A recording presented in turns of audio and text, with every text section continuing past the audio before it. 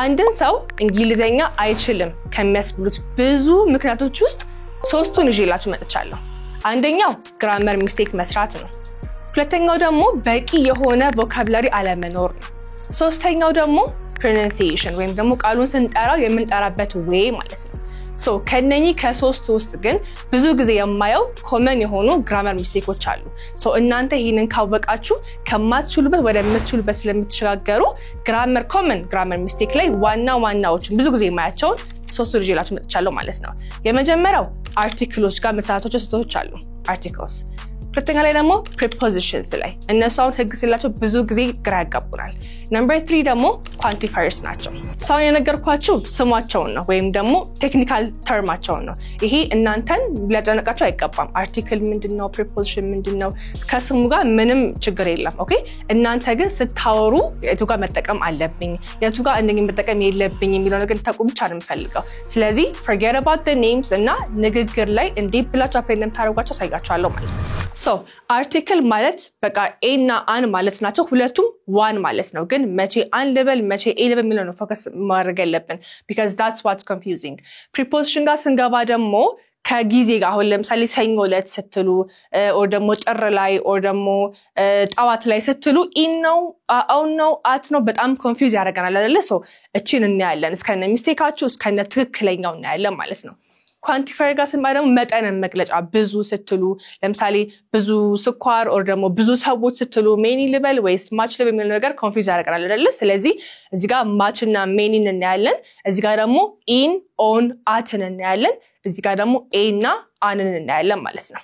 ሶ አሁን ይሄ እንዳለ ቴክኒካል ተርም ነው አይደለ? ሶ እንደዚህ እንዳለ እንተዋቸውና ወደ ስፒኪንግ እንግባ። ስፒኪንግ ላይ እንዴት ነው የምንጠቀማቸው የሚለው ላይ ብቻ ፎከስ ማድረግ ስላለብን ማለት ነው። ሶ አሁን ለምሳሌ እናንተ ጫማ ገዛው ማለት ፈለጋችሁ ወይ ደግሞ ጫማውን ተውና ቦርሳ ገዛው ማለት ፈለጋችሁ አብዛኛውን ጊዜ የማየው ስህተት I bought ትሉና ባግ የምትሉት I bought bag። ሶ አሁን ባግ ምንድነው? ቦርሳ አይደለ? ስም ነው። ከስም ፊት ለፊት ያ ይሄ ነገር ሲንጉላር ከሆነ መጀመሪያ ሲንጉላር ማለት ነው ነጠላ ማለት ነው። እቺ ነገር የምናስቀምጣት እዚህ ጋር የምናስቀምጣት ነገር አንድ ከሆነች ግዴታ ወይ ኤ ማለት አለብን ወይ ደግሞ አን ማለት አለብን። ኦኬ ወይ ኤ ወይ አን ሳትሉ ቀጥታ ወደ ስሙ መሄድ አትችሉም። ስሙም ሁሌ ናውን ሆነ ማለት አለ። ለምሳሌ አሁን የኔ ስም ሂንዳ ነው አይደለ? ሶ I made a ሂንዳ አትሉም። አንድ ሰው ነኝ ግን ሂንዳም ስም ነው። ግን what type of name do we want? common የሆነ ስም። አሁን ባግ የኔ ባግ ብቻ አይደለም ባግ የሚባለው የእናንተም ባግ ነው የሚባለው አይደል? ስለዚህ የጋራ የሆነ ስም ሆኖ ግን ያ ስም አንድ ከሆነ ግዴታ ኤ or አን ያስፈልገዋል ማለት ነው። ሶ ይሄ completely wrong ነው። ለምሳሌ አሁን ሌላ ደግሞ እህት አለኝ ወይም ወንድም አለኝ ስትሉ I have sister ብቻ ብትሉ ማንም ልክ አይደላችሁም። sister አንድ ነች አይደለ? So you must say I have sister ብትሉ this is incorrect. So I have a sister. And I don't pronounce it as a. I have a sister አይደለም. I have a sister. A pronounced ትደረግ a ሳይሆን I have a sister, I have a job, I have a bag ነው እንጂ የምትል I have a bag, I have a job, I have a sister አትሉም ማለት ነው። ስለዚህ ምን መሆን አለበት? What is the qualification to use a or an? ካጠገቡ ያለው ስም አንደኛ የሚቆጠር መሆን አለበት። ከተቆጠረ ነው ነጠላ ልንለው የምንችለው አይደለ? የሚቆጠር ስም መሆን አለበት። ያ ስም ደግሞ አንድ ነገርን ብቻ የሚገልጽ መሆን ማለት ሲንጉላር መሆን አለበት። አሁን እዚህ ጋር bags ብዬ ቢሆን ኖሮ I have a bags አልችልም። ኦኬ I have a bag እቺኛዋ አንድ ነች ማለት ነው። ከዛም በኋላ ደግሞ ይሄ ስም ኮመን ነው መሆን አለበት። የግል ስም አምጥተን እዚህ ጋር እንደዛ ማስቀመጥ አንችልም ማለት ነው። እሺ so when do we use an? an ደግሞ እቺኛዋ ቃል ከአ እስከ ኦ ከጀመረች pronounce ታረጓት ወይ አ ወይ ኡ ወይ ኢ በሚለው ከአ እስከ ኦ ባለው ድረስ pronounce ካረጋችሁት በኤ ፋንታ አን ተጠቀማላችሁ። ኤ እና አን ማለት literally one ማለት ነው። ሌላ ምንም ትርጉም የለውም። ኦኬ one። ስለዚህ አሁን እዚች ጋር I have a sister ብዬ የነበረውን በኤ ፋንታ ምን ማድረግ እችላለሁ? I have one sister. I have one sister and I have a sister are the same ናቸው። ኦኬ እሺ ስለዚህ አሁን አንን ለመጠቀም ካጠገቡ ያለው ስም መሆን አለበት ብያቸዋለሁ ከአስ ከኦ መሆን አለበት አይደለ ስለዚህ ለምሳሌ wait for an hour እዚህ ጋር መታዩት ስፔሊንግ አይደለም እቺን ቃል ስጠሯት ከአስ ከኦ ፕሮናንስ ካረጋችሁት አን የምትጠቀሙት አሁን እቺ hour አይደለችም hour ነች አይደል ስለዚህ ውስጥ ስለሆነ ያለችው I have wait for me or wait for an hour እላለሁ ማለት ነው ስለዚህ አንም aim one ማለት ነው so you can say wait for 1 hour or wait for an hour aim አንም one ማለት ናቸው ማለት ነው ሌላ እዚሁ ጋር another mistake that I see is ለምሳሌ ሁለት ወንድሞች አሉኝ ማለት ፈልጋችሁ እስኪ say it ሁለት ወንድሞች አሉኝ in English I have two brothers እዚህ ጋር what's the mistake I have two brother ብል ምን ማድረግ አለብኝ two ከሆነ plural ነው አይደለ so ስም ላይ ምን መጨመር አለብኝ plural ሲሆን s መጨመር አለብኝ ስለዚህ I have two brothers I have two bags I have two friends ይላችሁ s መጨመር አለባችሁ እዚህ ጋር ተስቀምጡት ከአንድ ነገር በላይ ከሆነ ስሟ plural መሆን ስላለባት s ጨምሩባት so እዚህ ጋር የማየው mistake ይሄ ነው so ከዚህ ምን መያዝ አለባችሁ የምትጠሩት ስም common ከሆነ singular ከሆነ ግዴታ a or an መጠቀም አለባችሁ a የምትሉት በኮንሶናንት ሳውንድ ሲጀምሩ ነው an የምትሉት ደግሞ ከአስ ከኦ ባለው ሳውንድ ከጀመረ ስሙ ልክ እንደዚህ ልክ ነው our actor author and ይጋላችሁ ከሆነ an የምትጠቀሙት ከዛ ውጪ ከሆነ ደግሞ a ተጠቀማላችሁ ማለት ነው is it clear ስለዚህ I hope you will not make the mistake again እዚች ጋር አንድ ነገር ከሆነ የምታወሩት a or an መጠቀም አለባችሁ ማለት ነው እሺ ሁለተኛው ደግሞ the most confusing part of grammar ብዬ ማሰበው is preposition ምክንያቱም በየቦታው እየገቡ they have different meanings they have different rules ህግም የላቸውም ስለዚህ አሁን እዚህ ጋር ግን በታይም narrow down እናርገውና ምክንያቱም preposition ብዙ ነገር ጋር ሊገቡ ይችላሉ ዛሬ ግን በጊዜ ጋር ሲገባ የምትሰሩትን ስህተት ያመጣን ልክ የሆነውን መስመር አሳይጋችኋለሁ ማለት ነው ለምሳሌ on ለምሳሌ I will meet you on the evening ለምሳሌ አሁን ይሄ ማታ ላይ አገኝሻለሁ ለማለት ነው አይደል ላይ ከሆነ on ነው of course ግን ምን ብያችኋለሁ prepositions አንዴ on ላይ ሊሆን ይችላል አንዴ ደግሞ ውስጥ ሊሆን ይችላል they have different meanings ስለዚህ አሁን I will meet you on the evening የሚባል ነገር የለም okay so ማለት ያለባችሁ ማን ነው I will meet you in the evening you should say in the evening night ከሆነ ደግሞ at night ይሆናል you see evening ማታ ነው night ማታ ነው ግን I will meet you in the evening or I will meet you at night ነው የምትሉት so እዚህ ጋር የሆነ ትክክል የሆነ structure እንዲኖራችሁ on የምትሉት for days and dates ነው ለምሳሌ ሰኞ አገኝሻለሁ በሉኝ እስኪ ሰኞ ቀን ነው አይደለ so ሰኞ ዕለት ስትሉ ነው የምትሉት on Monday ነው የምትሉት ማለት ነው so ሰኞ አገኝሻለሁ I will meet you on Monday good እሺ ለምሳሌ ደግሞ January 1st ላይ አገኝሻለሁ የጃንዋሪ መጀመሪያ ቀኑ ላይ ማለት ነው ወይም ጥር 1 ላይ አገኝሻለሁ ስትሉ I will meet you on January 1st because date ስትሉም የወራትን ቀናት ስትጠሩ on ነው የሳምንታት ቀናትን ስትጠሩ on ነው የምትሉት okay እሺ in ስትሉ ደግሞ you will talk about year you will talk about months decades in general የሆነ ታይም ነው የሚወስድልን ለምሳሌ የተወለዳችሁበትን ጊዜ ስትናገሩ እንዴት ነው የምትናገሩት I was born in ነው የምትሉት ከዛ በኋላ you tell me the year you tell me the months አይደለ so I was born in 1992 in February ብዬ እናገራለሁ መንዞን የምናገረው በin ነው yearን የምናገረው በምንድን ነው በin ነው okay እሺ ለምሳሌ እነሱ የተጋቡት ኦክቶበር ላይ ነው ማለት ፈለጋችሁ ኦክቶበር ምንድነው month ነው አይደለ ስለዚህ they got married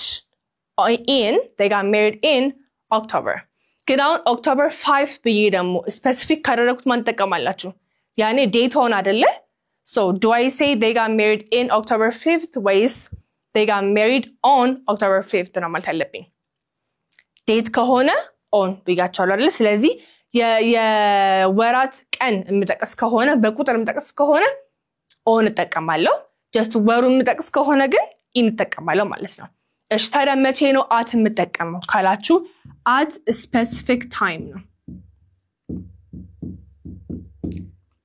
ስለዚህ at ስትሉ whenever you mention a time ሁሌ at መጠቀም አለባችሁ ማለት ለምሳሌ ጠዋት 12 ሰዓት ላይ እነሳለሁ ማለት ፈልጋችሁ 12 ሰዓት time ነው specific time ነች አይደለ ያኔ መጠቀማችሁ ማለት ነው you will use at ስለዚህ how would you say it I always wake up at 12 o'clock I always wake up at 7 a.m. ይጋላችሁ ጠዋት በዚህ ሰዓት እነሳለሁ ይጋላችሁ ነው ማለት ነው ለምሳሌ ሁሌ ምሳዬን 8 ሰዓት ላይ እበላለሁ ማለት ፈልጋችሁ አሁንም 8 ሰዓት ምንድነው specific time ነው አይደለ so እስኪ በሉኝ አሁን በዚህ በተረዳችሁት መሰረት ማለት ነው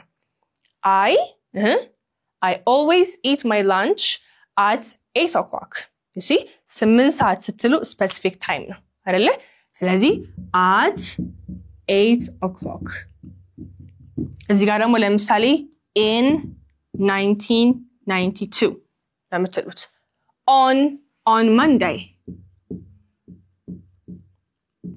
ስለዚህ እቺን ፓርት ብቻ እንኳን በማንበብ ከታይም ወይም ደግሞ preposition ነኝ in on at specifically እነኚ ሶስቱ በጊዜ ጋር ሲመጡባችሁ ምንም confused መሆን የለባችሁ በቃ ይሄንን ካወቃችሁ this is it ከዚህ ውጪ የለም ከታይም ጋር ስትገናኙ ማለት ነው so in የምትሉት ጀነራል ለሆነ ታይም ነው ለወራት ለአመታት ለክፍለ ዘመን ምናምን okay on ስትሉ ደግሞ ትንሽ specific ታውቃላችሁ specific days and dates ሰኞ ማክሰኞ እሮብ ምናምን or ደግሞ መስከረም 29 or ደግሞ ጥቅምት 24 ስትሉ በማን ተጠቅማላችሁ በon ከዛም ባል ደግሞ at ስትሉ ደግሞ የቀኑን ሰዓታት ተናገሩ ማን ተጠቅማላችሁ at ትላላችሁ ማለት ነው so I hope this will clear up the confusion the last but not the least ደግሞ quantifiers ናቸው እዚህ ጋር many and much እናያለን በጣም አቀይራችሁ ነው የምትጠቀሙት ወይም ደግሞ you don't understand what the meaning is ሁለቱም ብዙ ማለት ናቸው ለምሳሌ ብዙ ጓደኞች አሉኝ ማለት ስፈልግ or ደግሞ ብዙ ስኳር አለኝ or ደግሞ ብዙ ጋዝ in my car አለ ይጋልኩኝ ማለት ከፈለኩኝ ብዙ ሁለቱም many muchም ናቸው ግን the main difference ወይም ደግሞ በደንብ ሊለይላችሁ የሚችለው ነገር ከሁለቱም አጠገብ there is a noun ሁለቱም አጠገብ ስም አለ ግን what type of noun or ምን አይነት ስም ነው አጠገባቸው የሚኖረው የሚለው ነገር ካወቃችሁ በኋላ መቼም confused አትሆኑ okay so many ስትሉ ካጠገቡ ምን አለበት የሚቆጠር ለምሳሌ ጓደኞች ይቆጠራሉ አይደል እኔ 3 ጓደኛ አለኝ 4 ጓደኛ አለኝ 5 ጓደኛ አለኝ መቆጠር ይችላል አይደል so ብዙ ጓደኛ አለኝ ማለት ከፈለኩ I can say I have many friends እንጂ much ማለት አልችልም I have many friends because this is countable የሚቆጠር ከሆነ many ይላለው ብዛትን ለማሳየት ማለት ነው እሺ or ደግሞ አሁን ለምሳሌ let's say ሻይ ውስጥ ብዙ ስኳር አለ ማለት ፈለኩኝ ብዙ ስኳር አለ እንዳለ በአማርኛ I don't know ብቻ ግን ብዛቱን ለማሳየት okay so you can say there is